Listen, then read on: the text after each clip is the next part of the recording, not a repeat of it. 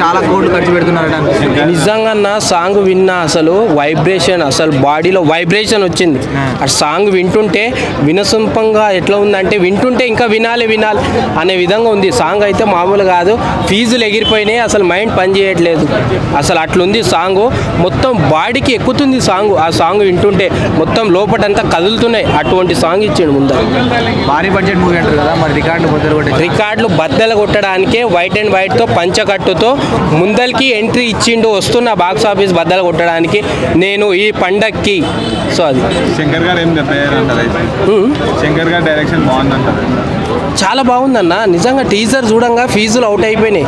అసలు ఆ లుకింగ్స్ కానీ, ఆ గటప్స్ కానీ, బ్యాక్గ్రౌండ్ మ్యూజిక్ కానీ అసలు ఏమి ఇచ్చిండన్న. అసలు మామూలు యాక్టింగ్ కాదు, మామూలు కాదు.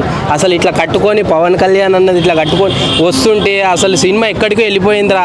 ఈ టీజర్తో బాక్స్ ఆఫీస్ బద్దలు కొట్టిండ్రా అన్న, పంచకట్టుతోటి వచ్చి బాక్స్ ఆఫీస్ని బద్దలు కొట్టేసిండ్రా అనే విధంగా ఉంది.